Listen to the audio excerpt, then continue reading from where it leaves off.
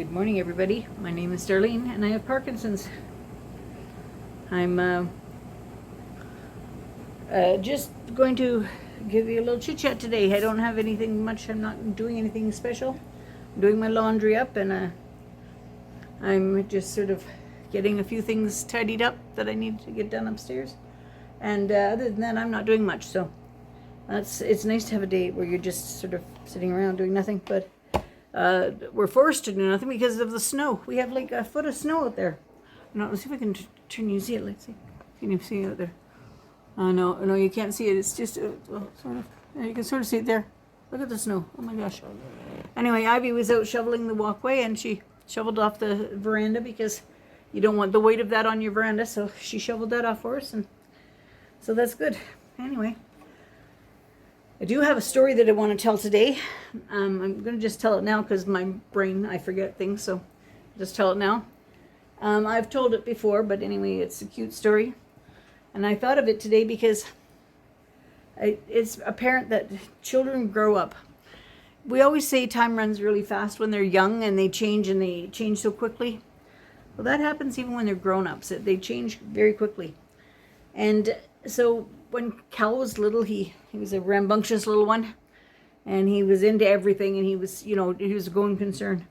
Anyway, he sort of moved out of that and moved into the teenage years, and I was, of course, like, I thought I had the best kid in the world, like he was so good.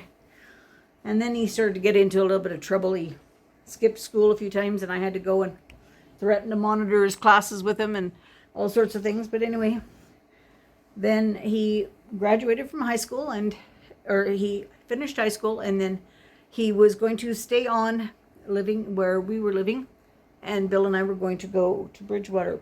Bill had retired, and we were going to move to Bridgewater, which is in Nova Scotia, so it's a long way away. But Cal said that he wanted to stay in the same apartment that we were in. He didn't want to have to move. So we just changed the lease over into his name, and then he had a couple of roommates move in so he could afford it. And we left him all the furniture and everything, so he had a setup there. So that was good. He changed into a grown-up. Well, at one point in time, he wanted to get a tattoo.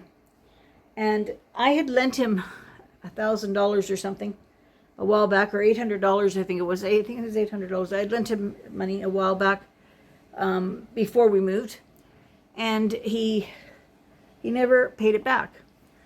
And so I reminded him that he owed the money, and he said, oh yes, he knew he owed the money, but he was still a carefree young man. So the money went to do whatever he wanted it to do. So then he decided one day to surprise me, and he phones me up and he says, Mom, I've got a birthday present for you. And I said, a birthday present for me? He goes, yes. And he said, I'm so excited to show it to you. And I said, okay, well, come on over. So he came over, and he was out visiting a friend when he called me, and so he came over and he said to me, look, and he showed me a tattoo. And I looked at it, and I said, yeah, it's lovely. He says, but don't you see it? He says, it's a mummy bird and a daddy bird. So one says mom and one says dad. And he said, the mum bird is very cute. I said, yes, she is. I said, did it happen to cost $800? And he says, about that. And I said, so instead of paying me back, you got a tattoo on your body that says Mom, and that was my birthday present. And he goes, yeah. And I thought, how is that my birthday present? I don't understand. But anyway, today it was very apparent to me he's so grown up. His wife's out. She was supposed to try out for jury duty or see about jury duty, and because of all the snow, she got down to the courthouse and it wasn't on. It was canceled. So she came home, but he was home looking after the kids. So he took them at nap time out for a little drive and let them go to sleep and have a nap in the car. And I thought to myself, he came over, he popped in for 2 seconds, and he says how he'd gone to Cosmo and did a big shop at Cosmo. He's getting ready to enroll in his last year of schooling.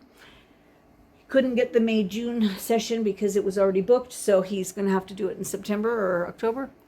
But he said he's going to, as soon as it opens up for registration, he'll register that. And I just thought to myself, he has grown up into a dad. He's a grown man with a profession.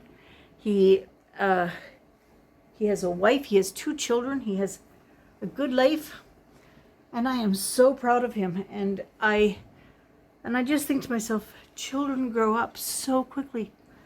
He blinked from being a little rambunctious boy to being a careless teenager to being a dad.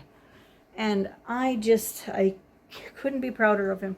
I really couldn't. So anyway, I just thought I would mention, I was thinking about, the transition of today of how people change.